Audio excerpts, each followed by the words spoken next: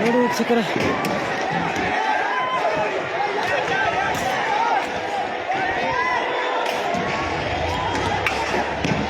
ಈ ಹೋರಾಟ ಇಲ್ಲಾದ್ರೂ ಜಂಜಿ ಹೋರಾಟ ಆಗುತ್ತಾ?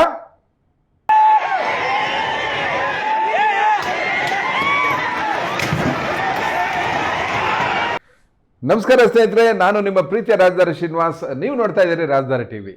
ಇವತ್ತು ಬೆಳಗಾವಿಯಲ್ಲಿ ಹತ್ತಿದಂಥ ಬೆಂಕಿ ಇಡೀ ರಾಜ್ಯದಲ್ಲಿ ಇವತ್ತು ಹುರಿತಾ ಇದೆ. ಇವತ್ತು ಬೆಳಗಾವಿಯಲ್ಲಿ ಶುರುವಾದಂಥ ಗುರ್ಲಾ ಕ್ರಾಸ್ನಲ್ಲಿ ಶುರುವಾದಂಥ ಕಬ್ಬಿನ ಪ್ರತಿಭಟನೆ ಹೋರಾಟ ಇವತ್ತು ಕಲ್ಲು ತೂರಾಟ ತನಕ ಬಂದಿದೆ. ಈಗಾಗಲೇ ಕಬ್ಬಿನ ಬೆಲೆಯ ದರವನ್ನು ನಿಗದಿ ಮಾಡಬೇಕು, 3,000 ರೂಪಾಯಿ ಅಲ್ಲ, ನಮಗೆ 3,500 ರೂಪಾಯಿ ಕೊಡಬೇಕು ಅಂತ ರೈತರು ಪ್ರತಿಭಟನೆಯನ್ನ ಮಾಡ್ತಾ ಇದ್ದಾರೆ. ಇವತ್ತು 9ನೇ ದಿನಕ್ಕೆ ಕಾಲಿಟ್ಟಿದೆ. 9 ದಿನಕ್ಕೆ ಕಾಲಿಡೋ ತನಕ ಸರ್ಕಾರ ಏನ್ ಮಾಡ್ತಾ ಇತ್ತು? ಕೇಂದ್ರ ಸರ್ಕಾರ ಇರ್ಬೋದು, ರಾಜ್ಯ ಸರ್ಕಾರ ಇರ್ಬೋದು, ರಾಜ್ಯ ಸರ್ಕಾರ ಏನ್ ಮಾಡ್ತಾ ಇತ್ತು? ಪ್ರತಿಭಟನೆಗೆ ಮೊದಲೇ ರೈತರನ್ನ ಕರೆಸಿ ರೈತ ನಾಯಕರ ಹತ್ರ ಮಾತಾಡೋದು, ಇಲ್ಲ ಅಂದ್ರೆ ಸಕ್ಕರೆ ಕಾರ್ಖಾನೆ ಮಾಲಕರ ಹತ್ರ ಮಾತಾಡೋದು, ಅಥವಾ ಸರ್ಕಾರವೇ ತಾವೇ ಮಂತ್ರಿಗಳಾಗಿ ಬಂದು ಮುಂದೆ ಕುತ್ಕೊಂಡು ಆ ಸಮಸ್ಯೆನ ಬಗೆಹರಿಸೋದಕ್ಕೆ ಮಾತಾಡಬೇಕಾಗಿದ್ದಂತಹ ಈ ಒಂದು ಪರಿಸ್ಥಿತಿಯನ್ನ ಇವತ್ತು ಇಷ್ಟು ದೂರ ಹಿಡ್ಕೊಂಡ್ ಬಂದಿದ್ದು ಯಾರು? ಇವತ್ತು ರೈತರು ರಾಷ್ಟ್ರೀಯ ಹೆದ್ದಾರಿಗಳನ್ನ ನಿಲ್ಲಿಸ್ತಾ ಇದ್ದಾರೆ, ತಡೆ ಆಗ್ತಾ ಇದ್ದಾರೆ. ಒಟ್ಟಾರೆ ಎಲ್ಲ ಕಡೆ ಹೆದ್ದಾರಿಗಳು ಬಂದಾದ್ರೆ, ರೈತ ಮುನಿದ್ರೆ ನಾಡನ್ನು ಉಳಿಸೋರು ಯಾರು? ಎಲ್ಲಿದೆ ಸರ್ಕಾರ? ಸರ್ಕಾರ ಎಲ್ಲಿದೆ? ಮುಖ್ಯಮಂತ್ರಿಗಳು ಈಗಾಗಲೇ ಸಕ್ಕರೆ ಕಾರ್ಖಾನೆ ಮಾಲೀಕರನ್ನ ಕರೆಸಿ ಅವ್ರ ಹತ್ರ ಮಾತಾಡಿದ್ದಾರೆ. ರೈತರನ್ನು ಕೂಡ ಸಭೆ ಕರೆದಿದ್ರು. ರೈತರು ಬೆಳಗಾವಿಯಲ್ಲಿದ್ದಾರೆ. ಚಿನ್ನಪ್ಪ ಪೂಜಾರಿ ಆಗಲಿ, ಶಶಿಕಾಂತ್ ಗುರೂಜಿ ಆಗಲಿ, ಅಥವಾ ಆ ಒಂದು ವೇದಿಕೆ ಜನ ಆಗಲಿ, ಯಾರೇ ಒಂದು ರೈತ ಮುಖಂಡರು ಅಲ್ಲಿಂದ ಬರಬೇಕಾದ್ರೆ ಅವ್ರಿಗೊಂದು ವ್ಯವಸ್ಥೆ ಅನ್ನೋದು ಬೇಕಲ್ವ? ಈ ಹಿಂದೆ ಏನು ಮಾಡ್ತಿತ್ತು ಸರ್ಕಾರ? ಅವ್ರಿಗೆ ಆದಂಥ ಒಂದು ಸಾರಿಗೆ ವ್ಯವಸ್ಥೆಯನ್ನು ಮಾಡಿ ಅವ್ರನ್ನ ಒಂದು ಬಂದು ಅವರು ನಮ್ಮನ್ನ ಭೇಟಿ ಮಾಡಿ, ಸರ್ಕಾರವನ್ನು ಭೇಟಿ ಮಾಡಿ, ಮುಖ್ಯಮಂತ್ರಿಗಳನ್ನ ಕುತ್ಕೊಂಡು ಕುಂದು ಕೊರತೆಗಳನ್ನ ಆಲಿಸಿ ಅದಕ್ಕೊಂದು ಪರಿಹಾರವನ್ನು ಸೂಚಿಸೋದು ಈವರೆಗೂ ನಡ್ಕೊಂಡು ಬಂದಂಥ ಒಂದು ಪದ್ಧತಿ. ಆದರೆ ನೀವು ಕರೆ ಕೊಟ್ಟಿದ್ದೀರಿ, ಅವ್ರು ಹೆಂಗೆ ಬರ್ತಾರೆ? ವಾಟ್ಸಪ್ ಮಾಡ್ತೀರಿ, ಅವ್ರು ಹೆಂಗೆ ಬರ್ತಾರೆ? ಫೋನ್ ಮಾಡ್ತೀರಿ, ಹೆಂಗೆ ಬರ್ತಾರೆ? ಅದು ಸಭೆ ಆಗುತ್ತಾ? ಸಮಾಲೋಚನೆ ಆಗುತ್ತಾ? ಸಂಧಾನ ಆಗುತ್ತಾ? ಇವತ್ತು ರೈತರು ಸಿಟ್ಟಿಗೆದ್ದಿದ್ದಾರೆ. ರೈತರಿಗೆ ಇವತ್ತು ಪರಿಸ್ಥಿತಿ ತುಂಬ ಕೆಟ್ಟದಾಗಿದೆ. ರೈತರ ಈ ಹೋರಾಟ, ರೈತರ ಹೋರಾಟ, ರೈತರು ವಿವೇಚನಾಬದ್ಧವಾಗಿ ನಡೆಸ್ತಾ ಇರೋಂಥ ಹೋರಾಟ. ರೈತರು ಏನು ಕೇಳ್ತಾ ಇದ್ದಾರೆ? ಸಾವಿರಾರು ಕೋಟಿ ನಮ್ಮಿಂದ, ನಮ್ಮ ಬೆಳೆಗಾರರಿಂದ, ಲಕ್ಷಾಂತರ ಬೆಳೆಗಾರರು, ಕಬ್ಬು ಬೆಳೆಗಾರರು, ಕಬ್ಬನ್ನು ಬೆಳೆದಂಥ ರೈತರು, ಅದನ್ನು ನಾವು ಮಿಲ್ಗೆ ಕೊಡ್ತೀವಿ, ಸಕ್ಕರೆ ಕಾರ್ಖಾನೆಗಳಿಗೆ ಕೊಡ್ತೀವಿ, ಅದರಿಂದ ಬರುವಂಥ ಬೈ ಪ್ರಾಡಕ್ಟ್ಸು ಉತ್ಪನ್ನಗಳನ್ನೆಲ್ಲ ಸರ್ಕಾರ ತಗೊಳ್ತದೆ, ಸರ್ಕಾರ ಲಾಭ ಮಾಡ್ಕೊಳ್ತದೆ, ಸರ್ಕಾರಕ್ಕೆ ತೆರಿಗೆ ಬರುತ್ತೆ. 45,000 ಕೋಟಿ ನಮ್ಮಿಂದ ತೆರಿಗೆ ಬರುತ್ತಲ್ಲ, ಅದ್ರಲ್ಲಿ ಒಂಚೂರು ನಮ್ಮ ತೆರಿಗೆ, ನಾವು ಕಟ್ಟಿರೋ ತೆರಿಗೆ ನಮಗೆ ಒಂಚೂರು ಬಿಟ್ಕೊಡಕ್ಕೆ ಏನು ಮನಸ್ಸು ಇವ್ರಿಗಿಲ್ಲ? ಯಾಕಿಲ್ಲ ಇವರಿಗೆ? ಅರೆ ಬೇರೆ ಇನ್ನೇನೋ ಸಮಸ್ಯೆ ಬಂದಾಗ ಅಲ್ಲಿ ಹೋಗಿ ಸ್ಪಂದಿಸುವಂಥ ಮುಖ್ಯಮಂತ್ರಿಗಳು ಯಾಕೆ ಹಠಧೋರಣೆಯನ್ನು ತೋರಿಸ್ತಾ ಇದ್ದಾರೆ?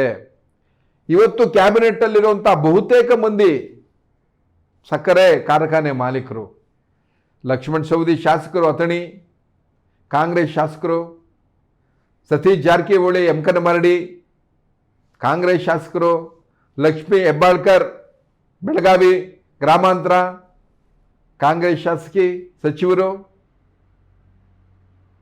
ಶಿವಾನಂದ್ ಪಾಟೀಲ್ರು, ಹೀಗೆ ಪಕ್ಷಾತೀತವಾಗಿ ಪ್ರಭಾಕರ್ ಕೋರೆ ಅವರು ಎಲ್ಲ ಒಂದು ಬೆಳಗಾವಿಯಲ್ಲಿ ಬಹಳಷ್ಟು ಹೆಚ್ಚು ಸಕ್ಕರೆ ಕಾರ್ಖಾನೆಗಳಿದೆ.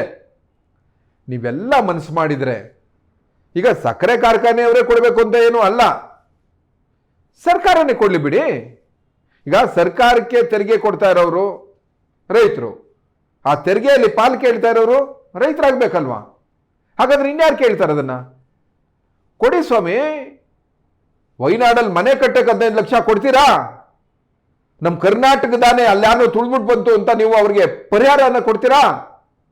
ಇವಾಗ ಕೊಡೋದಕ್ಕೇನು ಕೇಳ್ತಾರೆ ರೈತರು? ರೈತರ ಹಣ, ಕನ್ನಡಿಗರ ತೆರಿಗೆಯ ಹಣ, ಕರ್ನಾಟಕದ ಹಣ ರೈತರು ಕೇಳೋ ಹಕ್ಕಿದೆ. ರೈತರು ಈ ಹೋರಾಟವನ್ನ ಯಾರ ಮೇಲಿದ್ದೋ ವಿರೋಧವನ್ನ ಕಟ್ಕೊಂಡು ಮಾಡಿದ್ದಲ್ಲ. ರೈತರು ತಮ್ಮ ಸಲುವಾಗಿ ತಮ್ಮ ಬದುಕಿನ ಸಲುವಾಗಿ ಮಾಡ್ತಾ ಇರುವಂತ ಹೋರಾಟ, ತಮ್ಮ ಬದುಕಿಗೆ ಇದು ಸಾಕಾಗ್ತಾ ಇಲ್ಲ ಅಂತ ಹೋರಾಟ. ಈ ಹೋರಾಟ ಇದನ್ನ ಗಮನಿಸಿದ್ರೆ ಇದೆಲ್ಲೋ ಬೇರೆ ರೀತಿಯ ಪರಿಣಾಮವನ್ನು ಬೀರುವಂತ ಎಲ್ಲ ಪರಿಸ್ಥಿತಿಯನ್ನು ಇವತ್ತು ನಾವು ನೋಡ್ತಾ ಇದ್ದೀವಿ. ಈ ಹೋರಾಟ ಇಲ್ಲಾದ್ರೂ ಜಂಜಿ ಹೋರಾಟ ಆಗುತ್ತಾ? ಹೌದು. ಇವತ್ತು ರೈತ ಪ್ರತಿಭಟನೆಯಲ್ಲಿ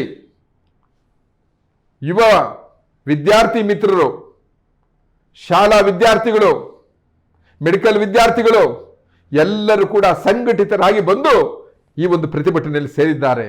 ಇವರೆಲ್ಲ ಯುವ ದಂಗೆಯನ್ನ ಮಾಡಿದ್ರೆ ಜಂಜಿ ಅನ್ನೋ ಈ ಹಿಂದೆ ನಾವು ನೇಪಾಳದಲ್ಲಿ ನೋಡಿದ್ವಲ್ಲ, ಆ ರೀತಿ ಒಂದೇನಾದ್ರೂ ದಂಗೆ ಆದ್ರೆ ಅದಕ್ಕೆ ಕಾರಣ ಯಾರು? ಹೌದು, ರೈತರಿಗೂ ಈ ಯುವ ದಂಗೆಗೂ ಹತ್ತಿರವಾದಂತ ಸಂಬಂಧ ಇದೆ. ಹೇಗೆ ಅಂತಂದ್ರೆ ರೈತರ ಮಕ್ಕಳು ಯಾರು? ರೈತರ ಮಕ್ಕಳು ರೈತರೇ ಅಲ್ವಾ? ಅವರು ಮಣ್ಣು ಕೇರ್ಕೊಂಡು ಕುತ್ಕೋಬೇಕಾ? ಹೊಲದಲ್ಲಿ ಹೋಗ್ಬೇಕಾ? ಗದ್ದೆಲೇ ಇರಬೇಕಾ? ಯಾಕೆ ಅವ್ರು ಓದು ವಿದ್ಯಾಭ್ಯಾಸ ಕಲಿಬಾರ್ದಾ? ಅವರು ಒಳ್ಳೆ ಶಾಲೆಯಲ್ಲಿ ಓದಬಾರ್ದಾ? ಲಕ್ಷ ಲಕ್ಷ ದುಡ್ಡು ಬೇಕಾಗತ್ತೆ. ನೀವು ಬೆಲೆ ಕೊಟ್ರೆ ಆ ಬೆಳೆಗೆ ಒಳ್ಳೆ ಒಂದು 500 ರೂಪಾಯಿ ಹೆಚ್ಚುವರಿ ಕೊಟ್ರೆ ಲಕ್ಷಾಂತರ ರೂಪಾಯಿ ಅವರು ಫೀಸ್ ಕಟ್ಟಿ ಅವ್ರ ಮಕ್ಕಳನ್ನ ಚೆನ್ನಾಗಿ ಓದಿಸ್ತಾರೆ. ಓದಿ ವಿದ್ಯಾಭ್ಯಾಸ ಕಲಿಯುವಂಥ ಅವಕಾಶವನ್ನ ಈಗ ನೀವೇ ತಪ್ಪಿಸ್ದಂಗಾಯ್ತು. ಅಂದಾದ್ಮೇಲೆ ಇವತ್ತು ಅವ್ರ ನ್ಯಾಯ ಕೇಳ್ತಾ ಇದ್ದಾರೆ, ರೈತರ ಮಕ್ಕಳ ನ್ಯಾಯ ಕೇಳ್ತಾ ಇದ್ದಾರೆ. ಯಾಕೆ?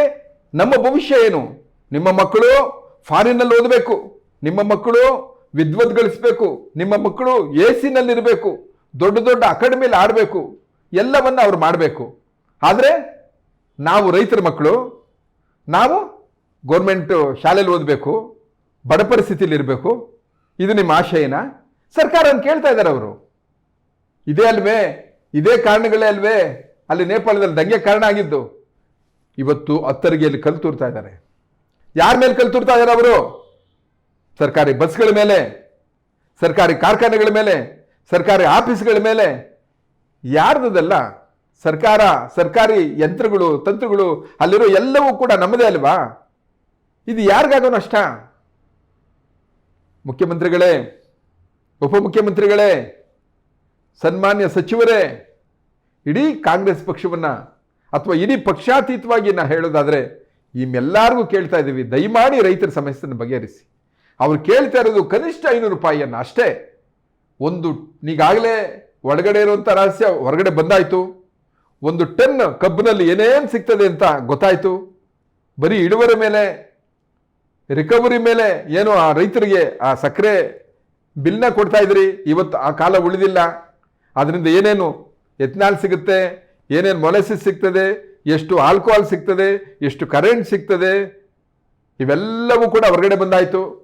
1 ಟನ್ಗೆ ಇಷ್ಟು ಸಾವಿರವನ್ನ ನೀವೆಲ್ಲ ಅನುಭವಿಸುವಾಗ, ಇಷ್ಟು ತೆರಿಗೆಯನ್ನ ಸರ್ಕಾರಗಳು ನೀವು ಯೋಗಿಸುವಾಗ, ಭೋಗಿಸುವಾಗ, ರೈತರು ಒಂದಷ್ಟು ಹಣವನ್ನು ಕೇಳಿದ್ರೆ ಅದಕ್ಕೆ ಯಾಕ್ರಿ ಇಷ್ಟು ತಡ ಮಾಡ್ತೀರಿ? 100 ರೂಪಾಯಿ ಕೊಡೋಕ್ಕಾಗಲ್ಲ ಅಂದ್ಬಿಟ್ರಲ್ಲ, ಇದು ಯಾವ ನ್ಯಾಯ?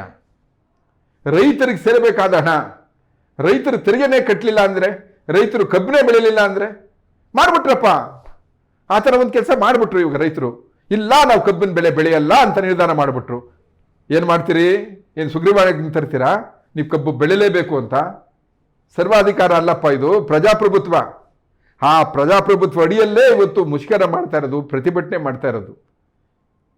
ಹಾಗಾಗಿ ಯಾರಾದರೂ ದಂಗೆ ಹೇಳೋದಕ್ಕೆ ಮೊದಲು ಸರ್ಕಾರ ಸ್ವಲ್ಪ ಎಚ್ಚೆತ್ತುಕೊಂಡು ರೈತರ ಮಕ್ಕಳನ್ನ, ರೈತರನ್ನ ಅವ್ರು ಕೊಡಬೇಕಾದ ನ್ಯಾಯವನ್ನು ಕೊಟ್ಟು ಇವೆಲ್ಲನ್ನು ಸರಿದೂಗಿಸುವಂಥದ್ದು ಸರ್ಕಾರ ಮಾಡಬೇಕು. ಇಲ್ಲದೆ ಹೋದರೆ ಇದು ಇನ್ನಷ್ಟು ಘೋರ ಭೀಕರವಾದಂಥದ್ದನ್ನು ನಾವು ನೋಡಬೇಕಾಗುತ್ತೆ. ಅನ್ನ ಹಾಕೋ ರೈತರು ಕೈಯಲ್ಲಿ ಕಲ್ಲುಗಳನ್ನು ಇಟ್ಕೊಂಡು ತೂರ್ತಾ ಇದ್ದಾರೆ ಅಂದರೆ ಎಷ್ಟು ನಿರ್ದಯವಾಗಿರಬೇಕು, ಎಷ್ಟು ಕಠೋರವಾಗಿರಬೇಕು ಅವ್ರ ಮನಸ್ಸು, ಎಷ್ಟು ನೊಂದಿರಬೇಕು ಅವ್ರ ಮನಸ್ಸು ಅನ್ನೋದನ್ನ ಇವತ್ತು ನಾವು ಆಲೋಚನೆ ಮಾಡಬೇಕು. ಇವತ್ತು ಒಂದು ಮಾಧ್ಯಮದಲ್ಲಿ ಇಟ್ಕೊಂಡಿರುವಂಥ ನಾವು ಸೇರಿ ಎಲ್ಲ ರೈತರ ಮಕ್ಕಳೇ, ನಾವೆಲ್ಲ ಬೆಳೆಯುವವರ ಮಕ್ಕಳೇ, ಅವ್ರು ಹಾಕಿರೋ ಅನ್ನ ತಿಂದು ಬೆಳೆದಿರೋದಲ್ವ ಈ ದೇಹ. ಹಾಗಾಗಿ ಇಡೀ ನಾಡಿನ ಜನ ಬಯಸ್ತಾ ಇರೋದು ರೈತರು ಒಂದು ಕಲ್ಯಾಣನೇ. ರೈತರಿಗೆ ಒಳ್ಳೇದು ಮಾಡಬೇಕು ಅಂದರೆ ಒಂದು ಕ್ಷಣ, ಒಂದು ದಿನದ ಗ್ಯಾರಂಟಿ ನಿಲ್ಲಿಸಿ, ಒಂದು ದಿನದ ಗ್ಯಾರಂಟಿಯನ್ನು ಕೈ ಬಿಡಿ. ಬೇಕಾದ್ರೆ ನಾವು ಯಾರು ಬಸ್ಸಲ್ಲಿ ಓಡಾಡೋದಿಲ್ಲ ಅಂತ ಹೇಳಿ ಹೆಣ್ಮಕ್ಳು, ನಮ್ಗೆ ಯಾರ್ದು ಕರೆಂಟೇ ಬೇಡ, ಅವತ್ತು ದಿನ ನಾವು ಉಪವಾಸ ಇರ್ತೀವಿ, ನಮ್ಗೆ ಬೇಕಾಗಿಲ್ಲ ಕರೆಂಟು, ನಮ್ಗೆ ಯಾರಿಗೂ ಅವತ್ತು ಆ 1-2 ದಿನ ಇವನಿದೀನೂ ಬೇಡ, ಯಾವ ಭಾಗ್ಯಲಕ್ಷ್ಮಿನೂ ಯಾವುದು 2,000 ರೂಪಾಯಿ ಇನ್ನೊಬ್ಬರ ಮನೆಗೆ ಹೋಗೋದು ಬೇಡ. ಆ ಕರೆಂಟ್ ದಯಮಾಡಿ 1 ದಿನ ಒಂದು ದಿನಕ್ಕೋ 2 ದಿನಕ್ಕೋ ಆ ಗ್ಯಾರಂಟಿ ನಿಲ್ಲಿಸಿ ಆ ಬರುವಂಥ ನಿಮ್ಮ ಹಣವನ್ನು ರೈತರಿಗೆ ಪಾವತಿ ಮಾಡಿಬಿಡಿ. ಅವರು ಬದುಕೋತಾರೆ, ಅವರು ಬಲಿಷ್ಠರಾಗಿದ್ದರೆ ಈ ನಾಡಿಗೆ ಅನ್ನ ಹಾಕ್ತಾರೆ. ಯಾವತ್ತು ರೈತ ಕೆಡ್ತಾನೆ, ಯಾವತ್ತು ಯೋಧ ಕೆಡ್ತಾನೆ, ಆ ದೇಶಕ್ಕೆ ಭವಿಷ್ಯ ಇಲ್ಲ. ಇದನ್ನು ನಾವೆಲ್ಲ ನೆನಪಲ್ಲಿ ಇಟ್ಕೊಳ್ಬೇಕು. ನಾನು ಸ್ವತಂತ್ರ ಸಂಗ್ರಾಮದ ನಾಯಕನೂ ಅಲ್ಲ, ನೋಡ್ತಾ ಇರೋರು ಕೇಳ್ತಾ ಇರೋರು ಕೂಡ ಬಫೂನ್ಗಳು ಅಲ್ಲ, ಇವು ನನಗೂ ಕೂಡ ಗೊತ್ತಿದೆ. ಆದರೆ ರೈತರ ಈ ಪರಿಸ್ಥಿತಿಯನ್ನು ದಯಮಾಡಿ ಆದಷ್ಟು ಬೇಗ ಸರ್ಕಾರ ಪರಿಗ್ರಹಿಸಬೇಕು. ಸರ್ಕಾರ ಅಲ್ಲದೆ ಇನ್ಯಾರು ಅದನ್ನು ಪರಿಹರಿಸೋಕ್ಕೆ ಸಾಧ್ಯ? ಹಾಗಾಗಿ ದಯಮಾಡಿ ಮಾನ್ಯ ಮುಖ್ಯಮಂತ್ರಿಗಳು ಇದನ್ನು ಬಹಳ ಗಂಭೀರವಾಗಿ ಪರಾಮರ್ಶೆ ಮಾಡಬೇಕು. ವಿಳಂಬ ಮಾಡದೆ ಆದಷ್ಟು ಬೇಗ ರೈತರಿಗೆ ಅನುಕೂಲವನ್ನು ಮಾಡಿ. ಅದು ಕೇಂದ್ರ ಸರ್ಕಾರದ ಮೇಲೆ ಹಾಕುವಂಥದ್ದು, ರಾಜ್ಯ ಸರ್ಕಾರದ ಮೇಲೆ ಆ ಪ್ರಶ್ನೆಯೇ ಇಲ್ಲ. ಇಲ್ಲಿ ಕೇಂದ್ರವಾದರೂ ಸರಿ, ರಾಜ್ಯವಾದರೂ ಸರಿ, BJP ಸಂಸದರಾದರೂ ಸರಿ, ಕರ್ನಾಟಕದ ಮುಖ್ಯಮಂತ್ರಿಗಳು, ಮಂತ್ರಿಗಳು, ಸಚಿವಾಲಯ ಆದರೂ ಸರಿ, ರೈತರಿಗೆ ಪರಿಹಾರವಷ್ಟೇ ಸಿಗಬೇಕು, ರೈತರಿಗೆ ಅದಷ್ಟೇ ಸಿಗಬೇಕು ಅಂತ ಹೇಳ್ತಾ ಇನ್ನೊಂದಷ್ಟು ಸುದ್ದಿಗಳನ್ನು ನಿಮ್ಮ ಮುಂದೆ ತರೋ ಪ್ರಯತ್ನ ಪಡ್ತೀನಿ. ಅಲ್ಲಿವರೆಗೂ ನೋಡ್ತಾ ಇರಿ ರಾಜಧಾನಿ TV. ನಾನು ನಿಮ್ಮ ಪ್ರೀತಿಯ ರಾಜಧಾನಿ ಶ್ರೀನಿವಾಸ್. ನಮಸ್ಕಾರ. ರಾಜಧಾನಿ TV, ಅಡೆತಡೆ ಇಲ್ಲದ ಪ್ರಜಾದಾರಿ.